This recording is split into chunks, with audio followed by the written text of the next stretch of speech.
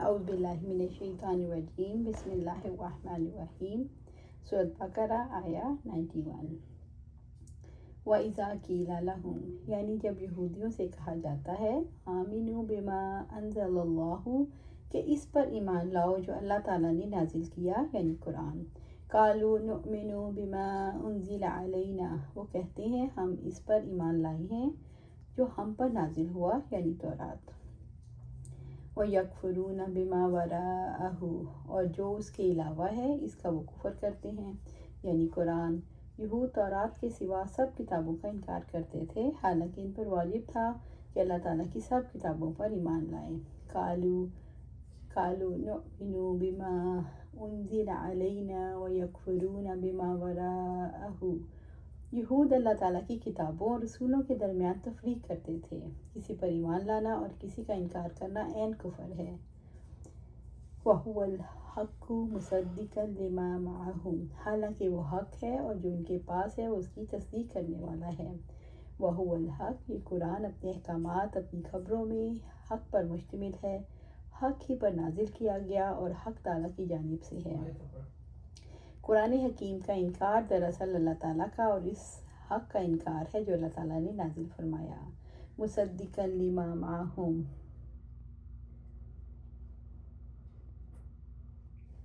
مصدقاً لما معہم، قرآن مجید کا ان تمام کتابوں کی تصدیق کرنا جو اللہ تعالیٰ کی طرف سے بنی اسرائیل پر نازل کی گئی، اس کا تقاضا کرتا ہے کہ وہ اس پر ایمان لائیں۔ قرآن حکیم کا انکار دراصل ساری کتابوں کا انکار ہے۔ قُلْ فَلِمَ تَقْتُلُونَ أَنْبِيَاءَ اللَّهِ مِنْ قَبْلُ إِنْ كُنْتُمْ مُؤْمِنِينَ، کہہ دو کہ اگر تم ایمان لانے والے تھے تو اس سے پہلے انبیاء کو کیوں قتل کرتے تھے؟ رب العزت نے یہود سے سوال کیا، اگر تم تورات اور انجیل پر ایمان رکھتے تھے تو ان نبیوں کو کیوں قتل کیا؟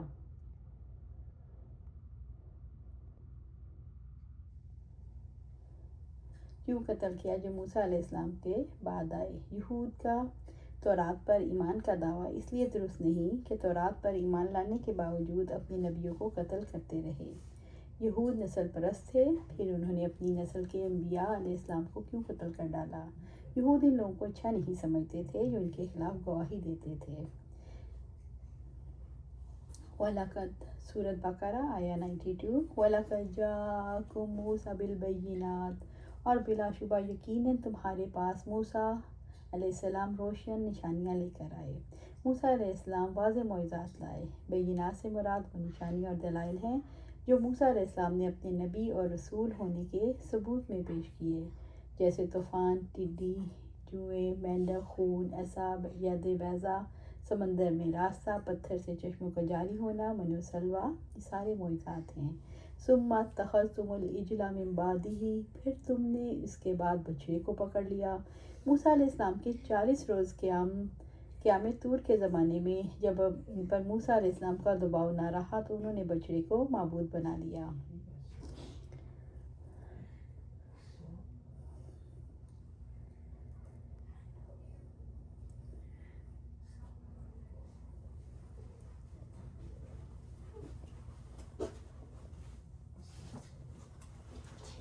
وَأَنْتُمْ ظَالِمُونَ، حالانکہ تم ظلم کرنے والے تھے۔ بنی اسرائیل کا ظلم یہ تھا کہ وہ شرک کرتے تھے، یعنی بچڑے کو معبود بنا کر انہوں نے شرک کیا۔ سورۃ بقرہ آیا 93۔ وَإِذْ أَخَذْنَا مِيثَاقَكُمْ وَرَفَعْنَا فَوْقَكُمُ الطُّورَ، اور اس وقت کو یاد کرو جب ہم نے تم سے پختہ عہد لیا اور تمہارے اوپر پہاڑ کو اٹھایا۔ اور اللہ تعالیٰ نے بنی اسرائیل کو میثاق یاد دلایا کہ جب پہاڑ کو بلند کر کے طور کی وادی میں دہشت ناک صورتحال پیدا کر دی، جب انہوں نے پہاڑ کو سر پر کھڑے دیکھا تو ڈر کر تورات کے احکامات قبول کر لیے۔ خُذُوا مَا آتَيْنَاكُمْ بِقُوَّةٍ وَاسْمَعُوا، جو کچھ ہم نے تمہیں دیا اسے قوت کے ساتھ پکڑو اور سنو۔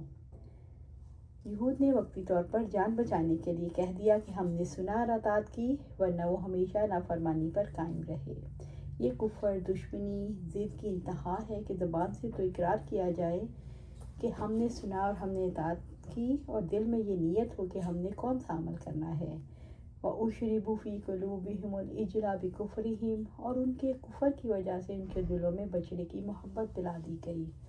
یہود کے دل بچڑے کی محبت اور اس کی عبادت کے رنگ میں رنگ گئے، اور ان کے کفر کے سبب ان کے دلوں میں گویا بچڑے کی محبت رچ بس گئی۔ وَأُشْرِبُوا کا مطلب پلائی گئی۔ قُلْ بِئْسَ مَا يَأْمُرُكُمْ إِيمَانُكُمْ إِن كُنتُم مُؤْمِنِينَ، کہہ دو اگر تم ایمان والے ہو تو بری چیز ہے جس کا حکم تمہیں تمہارا ایمان دیتا ہے۔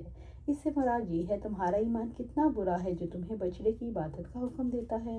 تم نے انبیاء کو قتل کیا، تم نے تورات کے احکامات کو تب قبول کیا جب پہاڑ کو تمہارے سر پر کھڑا کر دیا گیا، تم نے رسولوں سے سرکشی کی، ان کا انکار کیا، ان کو قتل کیا۔ یہ کیسا ایمان ہے اور یہ کیسا دین ہے۔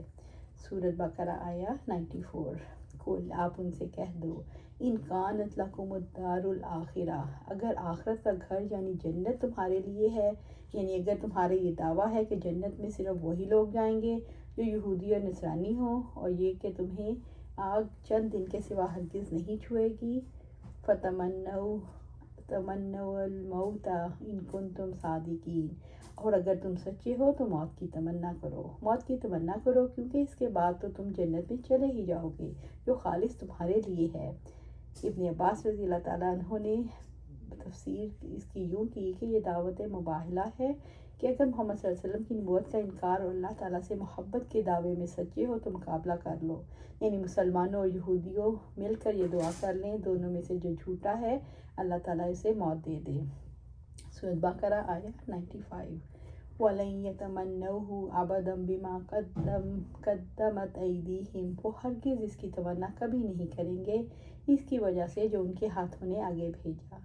یہودی اللہ تعالیٰ اور اس کے رسول سے دشمنی میں انتہا کو پہنچ گئے اور وہ موت کی تمنا ہرگز نہیں کریں گے۔ یہودی موت کی تمنا نہیں کر سکتے کیونکہ وہ اللہ تعالیٰ کی محبت میں سچے نہیں ہیں۔ وہ کفر اور معاصی کے اعمال کی وجہ سے موت نہیں مانگ سکتے، وہ زندگی کے حریص ہیں، حتیٰ کہ مشرکوں سے بھی جو زیادہ ایمان نہیں رکھتے۔ آپ صلی اللہ علیہ وسلم نے فرمایا، اگر یہودی موت کی تمنا کرتے تو سب مر جاتے اور جہنم میں اپنا ٹھکانہ دیکھ لیتے۔ یہودی جانتے ہیں یہ ان کے برے اعمال کا جزا کا راستہ ہے۔ واللہ علیم بالظالمین، اور اللہ تعالیٰ ظالموں کو خوب جاننے والا ہے۔ اس سے مراد یہ ہے اللہ تعالیٰ ظالموں کے ظلم کو، ان کے برے اعمال کو خوب جاننے والا ہے۔